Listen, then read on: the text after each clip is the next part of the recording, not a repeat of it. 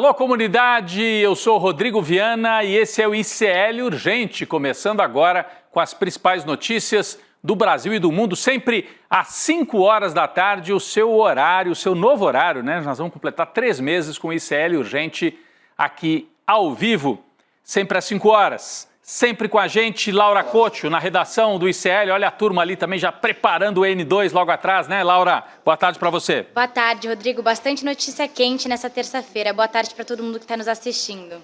É isso, Laura. Boa tarde para você que mora nesse país em que uma condenada bolsonarista, aquela que saiu com um revólver na mão no meio da rua, a condenada Carla Zambelli, escapou do país, desafiando o STF. É mais nesse caso, mais uma bolsonarista em fuga. Tem o Léo Índio, tem a Carla Zambelli, no caso do Bolsonaro, está em fuga também, apesar de não ter sido condenado por enquanto. Já nós vamos falar mais sobre a Carla Zambelli, que é a grande notícia desta terça-feira. Mas antes, STF. Novidades, né? Hoje o Supremo Tribunal Federal liberou os vídeos dos depoimentos das testemunhas de defesa no processo que investiga justamente a tentativa do golpe de Estado. A gente vinha falando aqui que as oitivas, né, os depoimentos, não foram transmitidos ao vivo, mas foram gravados e eram públicos. Heloísa Vilela, por exemplo, outros repórteres e repórteres de vários meios de comunicação acompanharam esses depoimentos. Hoje, os depoimentos foram liberados, né? As gravações foram liberadas. A gente separou aqui 2 trechos, do Aldo Rebelo e do brigadeiro Batista Júnior, ex-comandante da Aeronáutica. Vamos começar pelo embate de Aldo Rebelo com o ministro Alexandre de Moraes, que deu voz de prisão para o Aldo Rebelo naquele dia. Vamos acompanhar aqui na tela. Quando alguém diz estou frito, não significa que esteja dentro de uma frigideira. Quando alguém diz estou apertado, não significa, naturalmente, que esteja sendo submetido a algum tipo de pressão literal. Então, quando alguém diz estou à disposição, a expressão não deve ser lida literalmente. E Testemunha, Aldo, o senhor, por favor, o senhor estava na reunião quando o almirante Garnier falou essa expressão? Não. Então, o senhor não tem condições de avaliar a língua portuguesa naquele momento. Atenha-se aos fatos. Doutor Demóstenes, por favor. Em primeiro lugar, a minha apreciação da língua portuguesa é minha. E eu não admito censura na minha apreciação sobre a língua portuguesa. Se o senhor não se comportar, o senhor vai ser preso por desacato. Eu estou me comportando. Então o senhor se comporte e responda a pergunta. Simplesmente. Eu estou respondendo a pergunta do advogado. Responda, então. É possível ou não o almirante Garnier determinar as tropas na rua sozinho? Essa é a pergunta. Sim ou não? Não, eu não posso responder sim ou não. Então, a próxima pergunta, doutor Demóstenes. Olha, eu achei curioso porque, bom, primeiro que a gente pode observar a cara do Jair Bolsonaro. Ele é réu, estava acompanhando as testemunhas, a gente observa, ele ficou impassível até. Eu achei que ele ia dar um meio sorriso, ia levantar a sobrancelha, mas reagiu muito pouco, né? O Jair Bolsonaro no momento em que o Xandão dá essa dura no Aldo Rebelo. Né? Mas eu achei curioso que o Aldo Rebelo começa a fala muito relaxado, dizendo: quando alguém diz que está frito, não quer dizer que está na frigideira. E logo depois ele se colocou numa situação que a gente poderia dizer: Aldo, você está frito se continuar assim. Não é? De certa maneira, foi o que aconteceu ali, uma dura, que a gente já tinha lido, a Heloísa Vilela já tinha descrito para a gente, mas aqui a gente sentiu a tensão, foi até o momento, né, a hora de mais tensão nesse julgamento no STF. Eu até acho, olha, eu não tenho motivo para defender o Aldo Rebelo, mas eu acho um pouco abusivo. A pessoa está respondendo, ela pode compor um raciocínio, não é obrigada a responder sim ou não. Eu acho que não. Apesar de achar que o Aldo Rebelo faz um papelão, sujeito que já foi comunista e hoje está ali de braço dado com os bolsonaristas. Mas essa é uma longa história. Vamos ver o depoimento de Batista Júnior, que confirmou a ameaça de prisão de Jair Bolsonaro naquelas reuniões com os chefes das forças. Vamos acompanhar. Esse é menos espetacular, assim, né? Mas é mais importante do ponto de vista do julgamento, esta fala de Batista Júnior. Vamos lá. Em momento algum, o presidente Jair Bolsonaro colocou desta forma que estava objetivando um golpe de Estado. Exatamente, que ele não falou. Mas, durante as discussões, nós começamos a imaginar que os objetivos políticos de uma medida de exceção não eram para garantir a paz social até o dia 1º de janeiro. E foi dentro deste contexto que o general Freire Gomes colocou, ou seja, não foi em resposta a uma colocação que o presidente daria um golpe, mas foi no âmbito desta discussão de possíveis estados de exceção sem os pressupostos necessários para que eles sejam feitos. Tá aí a fala, com muita calma, né? Com muita tranquilidade.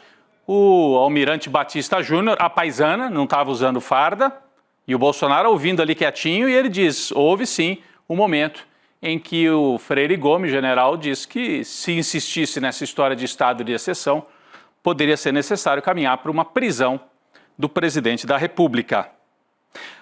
No ICL Notícias, segunda edição, nossa equipe vai trazer mais trechos e mais análise sobre esses vídeos liberados hoje pelo STF. Nós mostramos 2 aqui e o N2 vai trazer outros trechos. Você aguarda e a gente vai ter tudo isso ao vivo aqui no ICL.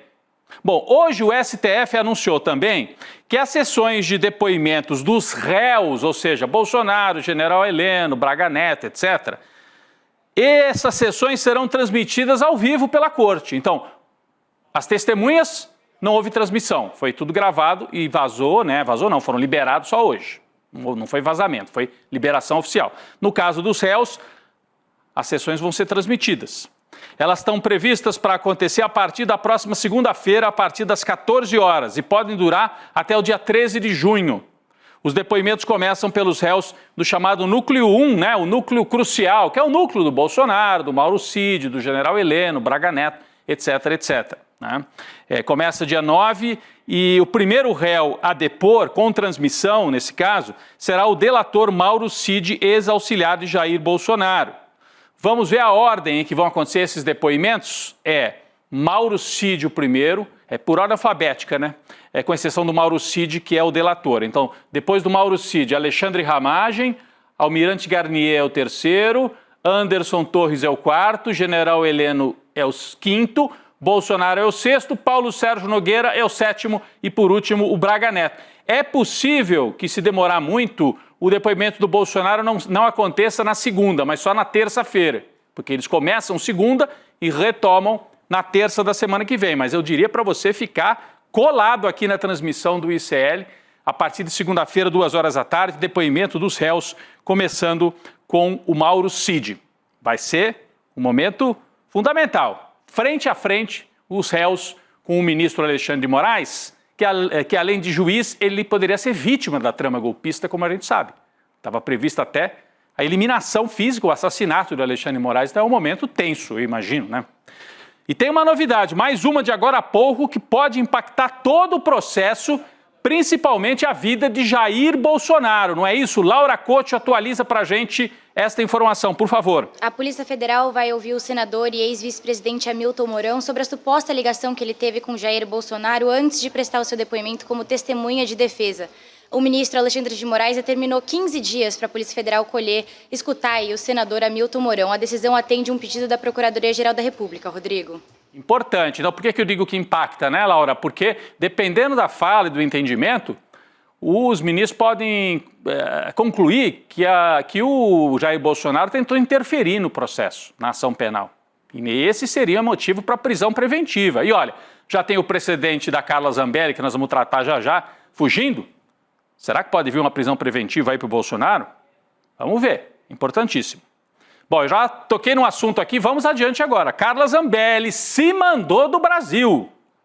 Ainda não se sabe exatamente o paradeiro da deputada, Tudo indica que ela deixou o país pela fronteira com a Argentina.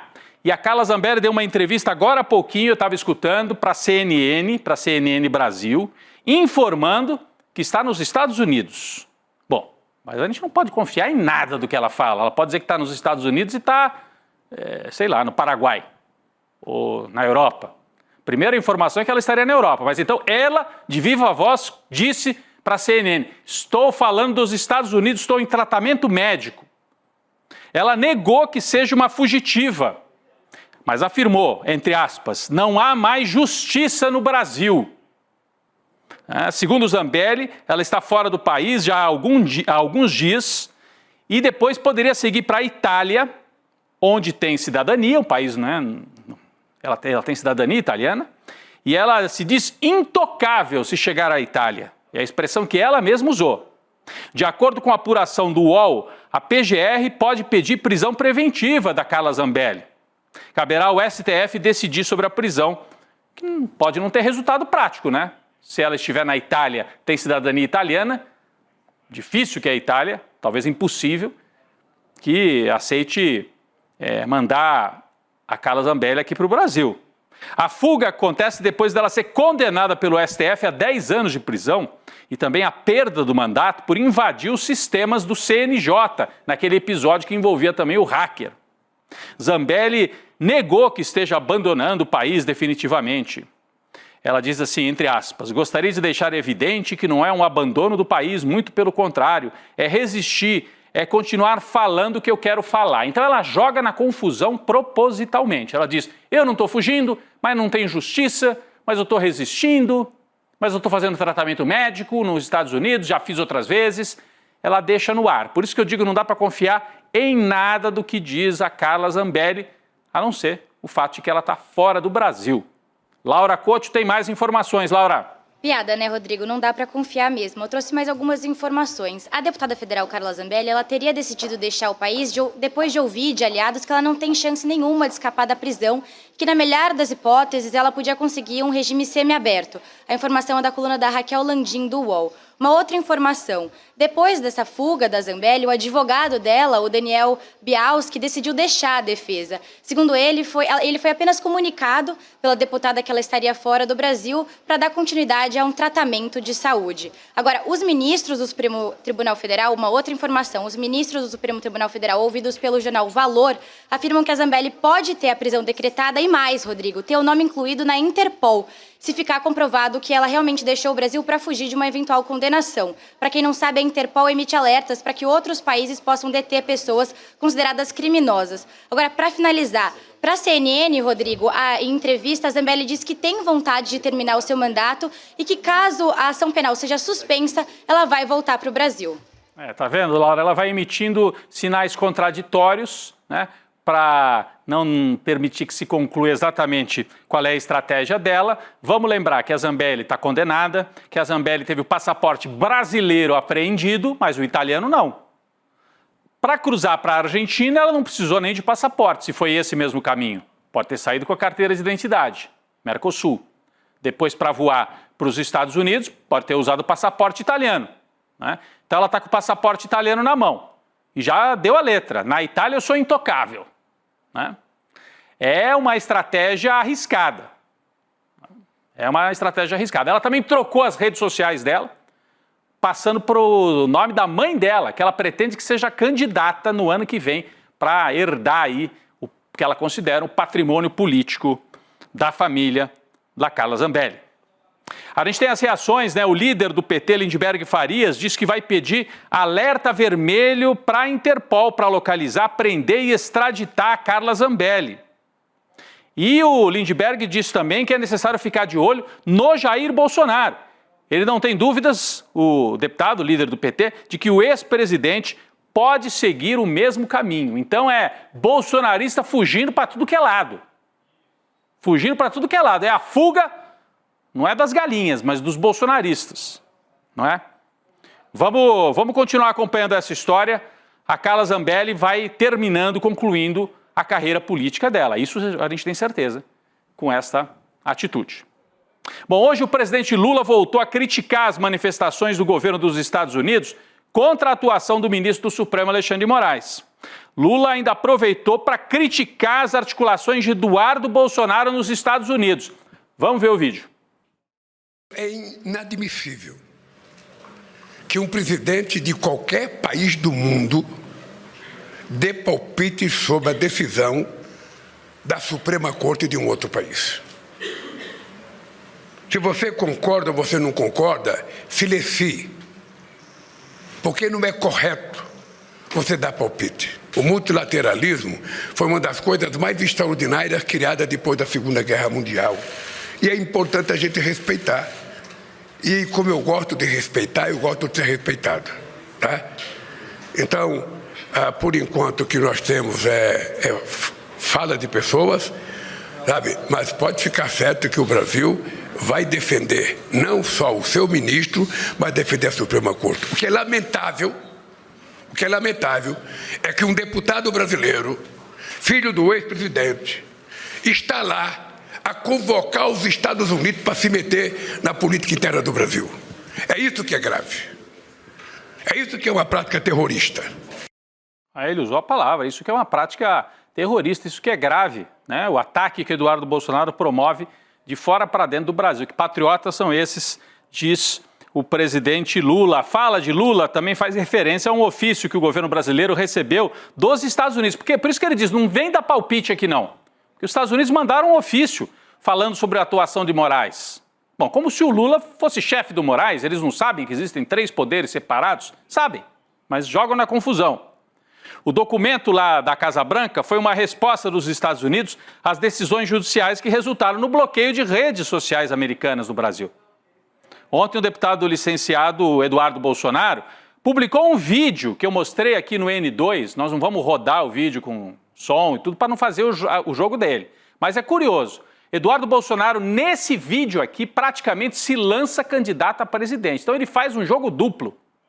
De lá, ataca as instituições brasileiras, mas nesse vídeo que eu mostrei, só um pedacinho aqui, tá nas redes dele, ele fala, eu quero convocar os brasileiros para a unidade, nós temos que ter união no país, chega de enfrentamentos.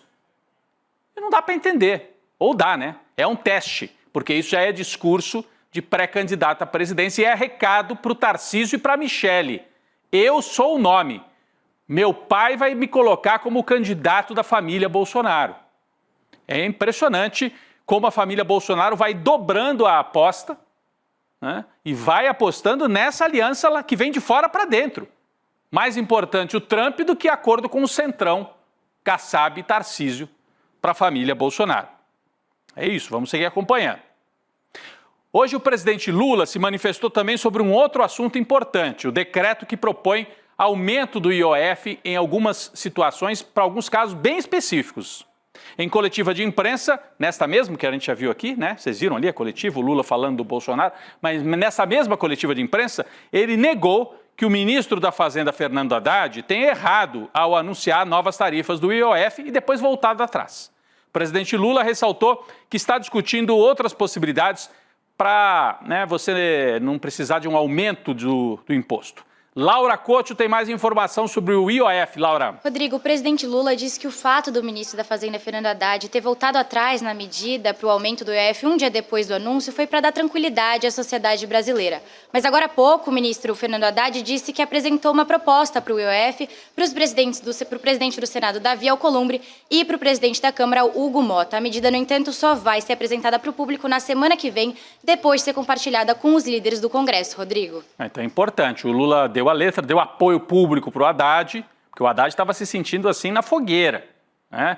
Ele tentou trazer uma saída para as contas do governo, foi rechaçado no Congresso, aí teve que voltar atrás. O Lula deu apoio público para o Haddad e o Haddad apresentou uma alternativa, está na mesa do Alcolumbre e do Hugo Motta.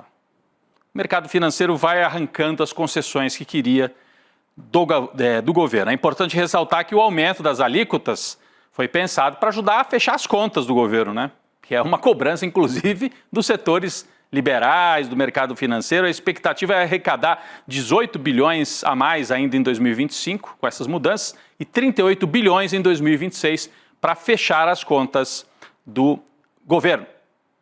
Falando da política nacional, né, dos acertos aí, ontem a gente dizia que o Bolsonaro está tentando um acordo com o Centrão nos estados para eleger mais senadores, e é verdade, mas o Lula não está parado, está fechando vários acordos também, né? Um deles, tentativa de acordo com o Renan Calheiros em Alagoas. Mas olha, o senador Renan Calheiros, do MDB de Alagoas, informou ao Supremo que não tem interesse numa audiência de conciliação na queixa que foi protocolada contra ele pelo deputado Arthur Lira, também de Alagoas. Então isso aqui é guerra de lideranças alagoanas. O caso está no STF, sob relatoria de André Mendonça, por conta do foro privilegiado dos dois, né? O Arthur Lira disse que teve a honra atacada pelo Renan Calheiros. Laura Couto. Rodrigo, a história é a seguinte. Em julho de 2023, o Lira apresentou uma queixa-crime contra o Renan Calheiros à Justiça Federal de Brasília e afirmou que foi alvo de calúnia, difamação e injúria por parte do senador Renan Calheiros. De acordo com o Lira, os ataques teriam acontecido em uma publicação no Instagram do Renan Calheiros em dezembro de 2022, na qual o senador ele relacionou o Lira a desvios de verbas públicas naquele orçamento secreto e também relacionou o Lira a interferências da Polícia Federal em Alagoas. Só que os advogados do Renan Calheiros afirmaram que uma audiência entre eles para chegar a uma conciliação, como sugere a PGR, seria infrutífera, porque os dois são adversários políticos declarados, Rodrigo. Pois é, Laura, e olha, o que tem de bastidor aqui sobre as disputas em Alagoas, tem essa guerra, né? O Lira contra o Renan Calheiros. Tem uma história de que Lula pode tentar fechar um acordo atraindo para o lado do Lula o atual prefeito de Maceió, que era ligado ao Lira. Então, o prefeito de Maceió viria para o lado do Lula e aí fariam uma chapa, o prefeito de Maceió, que é o JHC, com o Renan Calheiros, com o apoio do Lula, e isolariam o Arthur Lira em Alagoas. É uma chapa para o Senado e para o governo do Estado. Todas essas articulações estão começando a acontecer agora, visando 2026. Vamos para as notícias internacionais, mas que interessam diretamente os brasileiros, né? Uma onda de prisões nos Estados Unidos deixa algumas famílias brasileiras desesperadas. A gente mostrou aqui ontem o caso do Marcelo, aquele estudante que foi preso na véspera, 18 anos, na véspera da formatura. De acordo com o Jamil Chadio, agora é uma brasileira residente na região de Boston, que teme ser deportada. Ela vive de forma irregular no país. A maior preocupação dela, segundo a matéria que o Jamil traz para a gente hoje, é ser separada do filho, que não tem documentos brasileiros. Então você imagina ela poder ser mandada de volta para o Brasil e o filho não vem junto com ela. Ela diz o seguinte, tenho muito medo de ser deportada e meu filho ficar para trás. Ele não tem nada de documento brasileiro. Se eu for deportada, vão querer deixar meu filho, eu não vou aguentar isso. Nesta semana, a Casa Branca determinou que 3.000 prisões sejam realizadas por dia. Eles têm uma meta, assim, prende 3.000. Tem que prender 3.000 por dia, para garantir a promessa de Trump de promover a maior deportação em massa da história do país, que foi o que ele prometeu na campanha eleitoral.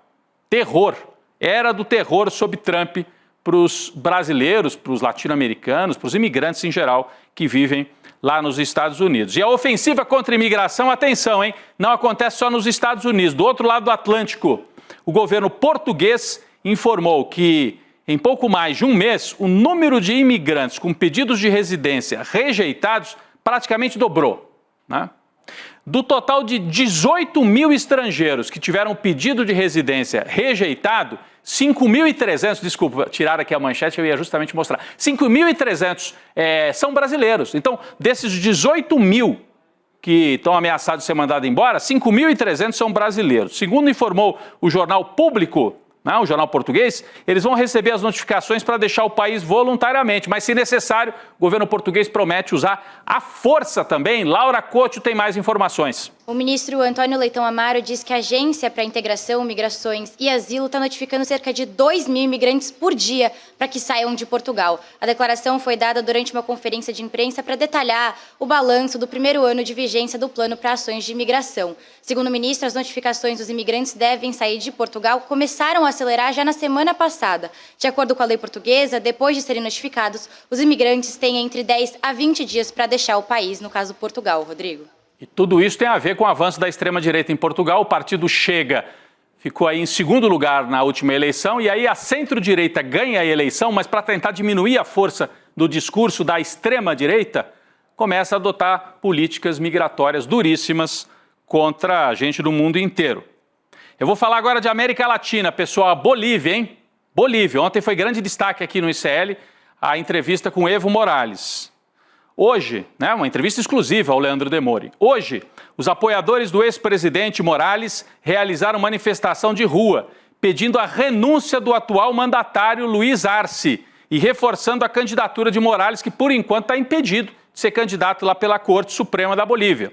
Os atos de rua foram registrados na capital La Paz e no reduto político de Morales, Cochabamba, outra cidade importante da Bolívia. Na capital La Paz, os manifestantes bloquearam ruas e avenidas e foram até a sede do governo exigir a saída de Luiz Arce, que era aliado de Evo Morales, mas está rompido com ele. O principal motivo para os protestos é crise econômica, que dá sinais de se agravar no país, inflação acelerada, problemas de abastecimento, são algumas das questões. Os protestos já duram uma semana. Parece que o atual governo boliviano está disposto a perseguir opositores. E nós tivemos um sinal disso na noite de ontem para hoje. O advogado brasileiro Valber Agra, que foi quem ajudou a intermediar a conversa do Evo Morales com o ICL, a entrevista, o Valber Agra foi expulso da Bolívia. Eles entenderam, está muito próximo do Evo Morales. Põe para fora da Bolívia. Laura Couto tem mais informações sobre isso. O advogado Valber Agra chegou hoje de manhã em Lima, na capital do Peru, depois de praticamente ser expulso da Bolívia pelo presidente Luiz Arce, o Lúcio. O Agra, ele liderou um grupo de juristas que fez uma análise técnica e desqualificou as decisões judiciais do Tribunal Constitucional da Bolívia. A corte tornou inelegível o ex-presidente boliviano Evo Morales, que tem a intenção de se candidatar à presidência de novo. Ontem à noite, o Valber Agra, ele denunciou que estava sendo ameaçado no aeroporto de La Paz, Rodrigo. É isso, Laura, eu até publiquei nas minhas redes, o Eduardo Moreira, o Leandro Demore, a gente publicou nas redes, os jornalistas aqui do ICL, mostrando um vídeo do Valber Agra, contando que quando ele veio lá da região onde o Evo Morales está numa barricada num sindicato lá na região de Cochabamba. Quando o Valber Agra, brasileiro, sai da região lá onde ele estava com o Evo e vai para a capital, ele é cercado pela polícia, dão uma intimada, você tem que sair da Bolívia, você tem que ir embora, ameaçaram. Ele até falou, olha, eu peço ajuda para garantir a minha integridade física. Mas ele conseguiu voar, como disse a Laura, de manhã, na manhã de hoje, ele já chegou ao Peru, voando, portanto, de La Paz para Lima, no Peru, e está em segurança o doutor Valber Agra, que também colabora sempre aqui com o ICL, e é o responsável por deixar o Bolsonaro inelegível. Foi ele que conseguiu as ações lá no TSE. Eu vou para uma atualização importante aqui no mundo da cultura, né? Um dos maiores ídolos brasileiros, o compositor e cantor Chico Buarque passou hoje por uma cirurgia neurológica no Hospital Copstar, em Copacabana, no Rio de Janeiro. Está aqui a manchete do ICL Notícias. Chico Buarque passa por cirurgia de aneurisma, né? Foi conduzida pelo neurocirurgião Paulo Niemeyer. Lembrando que o Chico tem 80 anos. Essa semana mesmo participou do show lá do Gilberto Gil, fez uma participação. Os dois cantaram Cálice juntos. De acordo com a assessoria do hospital e a assessoria do próprio Chico Buarque, foi um pequeno procedimento para aliviar a pressão intracraniana, que já estava programado esse procedimento, não foi de emergência, segundo a assessoria do Chico. O procedimento foi realizado com sucesso, Chico Buarque passa bem e o cantor deve ficar sob supervisão médica e ter alta nos próximos dias. Você estava vendo a imagem de quando o Chico foi receber o prêmio Camões, né? Prêmio importantíssimo, que foi dado na época do Bolsonaro. O Bolsonaro se recusou a assinar, porque tinha que assinar Brasil e Portugal. Aí o Chico falou, não precisa. Para mim é um segundo prêmio o Bolsonaro não assinar. E aí depois ele foi receber o prêmio depois da derrota do Bolsonaro. Chico Buarque, a gente deseja aqui que, né, se recupere rapidamente e esteja de volta aí para sua carreira brilhante na música e também na literatura. Bom, pessoal, nós temos muito o que comemorar aqui no ICL esta semana. Acabamos de bater a marca histórica de 1 milhão de inscritos. Está aqui, ó, 1 milhão de inscritos. E por causa disso vamos fazer uma mega live. A mega live de 1 milhão de inscritos contra a extrema-direita, no dia 4 de junho, também conhecido como amanhã, quarta-feira, às 7 horas da noite, logo depois do N2, esta mega live com convidados surpresa, amigos aqui do ICL, aliados fundamentais das causas que o ICL também defende. Você não pode ficar de fora. Ative as notificações do canal para ser avisado. E aí a gente te informa, está começando a live.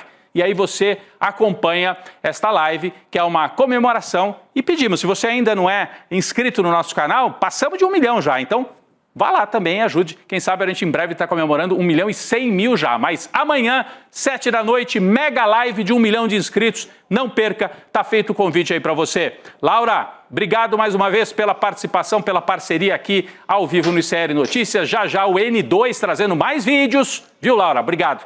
Mais vídeos no N2 das testemunhas e também a análise sobre o caso Carla Zambelli no N2 com a Gabi e o Chico Sá. Valeu, Laura. Valeu, Rodrigo. Obrigada. Até amanhã. Até amanhã, o ICL Urgente volta também amanhã. 1,5 milhão de reais. Esse é o investimento que o ICL vai fazer em projetos de impacto. Mais de 1.000 empresas do país inteiro entraram na disputa para ter seus negócios transformados. Mas só 7 empresas vão ser escolhidas. 4 empresas recebem R$125 mil, 2 empresas recebem R$250 mil e uma empresa vai receber um investimento de R$500 milhão. Não é matemática, não é cálculo, é conhecimento do seu negócio, porque cada negócio é um negócio. Uma coisa que venda bem e que o consumidor queira comprar. Tantas frentes no negócio. Em qual focar? Muito orgulhoso disso que a gente está construindo junto, sabe? Isso tudo é muito especial. Quanto mais você fica nervoso, mais você trava o seu cérebro. Explorar um pouco nessa visão de marketing digital. E eles vão decidir se cada empreendedor passa ou não passa para a próxima fase. Tem gente que não sabe o buraco que tá. Eu queria lembrar que empreender é coisa séria, investir é coisa séria. É um momento difícil, mas o jogo precisa seguir.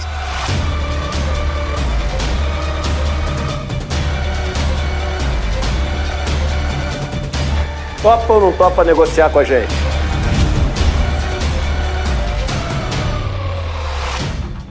Quer saber como as notícias do dia impactam o seu bolso? Então cola comigo no Mercado Investimentos. Durante a semana eu explico os movimentos da economia e o mais importante, como isso bate na porta da sua vida. No preço da gasolina, dos juros do cartão, do aluguel e do carrinho de compras.